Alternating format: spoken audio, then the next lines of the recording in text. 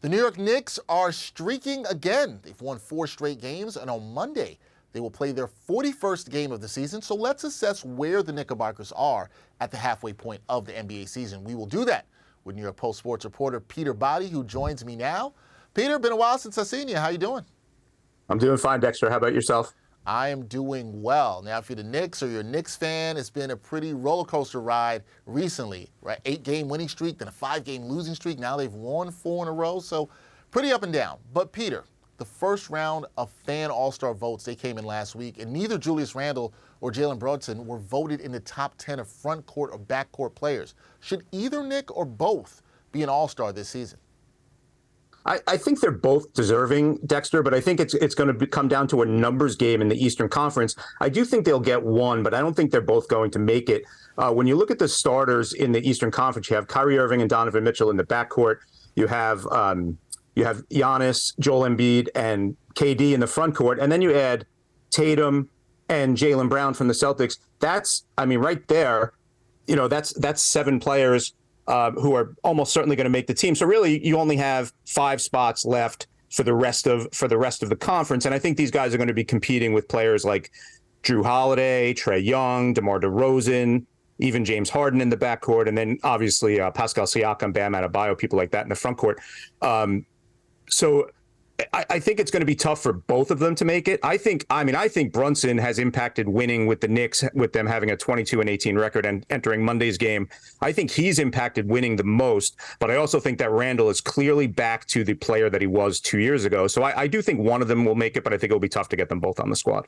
Both of those players having a very strong season, and a young player who's starting to have a pretty good season is Quentin Grimes. He continues to produce, especially during this recent winning streak. Have you been more impressed with the second-year guard's growth offensively or defensively? Well, obviously, Grimes came with the reputation of being a defensively sound player. He's contributed some on offense since he's been starting since late November. But to me, you look at Tom Thibodeau and his accent on defensive play, and he's now using Grimes in all different situations. He'd have him guard somebody like John Morant, a speedy point guard. And the other night in Toronto, he has him guarding for much of the game Pascal Siakam, a big, muscular 6'8" power forward. So Grimes now is giving you almost on a nightly basis, big play at the defensive end. And I think that's been a huge key in them, in them winning, 12, 13 games in the last month or so. Yeah, very impressive since he's returned to the team in the starting lineup. And lastly, Peter, when the Knicks play the Bucks on Monday, it's going to be game number 41. Are the Knicks where you thought they would be at the halfway point of the season? And if you had to give them a grade for the first half, what grade would you give the Knickerbockers?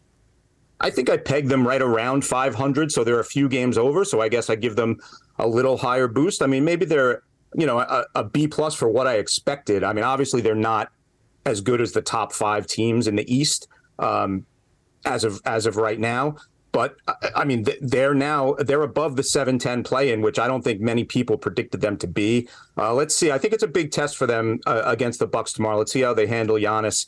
Obviously, Chris Middleton is still out, but the Bucks are one of the upper echelon teams in the East, and I think the Knicks, it's a good test for them tomorrow night, Monday night. Yeah, definitely a good test for the Knicks. We'll see how they do in their 41st game of the season. They are right at the halfway point. So much more to go in the NBA season, including trades. All that talk. Peter Body will have you covered around with the Knicks on that. Peter, always good to talk to you, and thank you for the time. Thanks, Dexter. Have a good night. You too.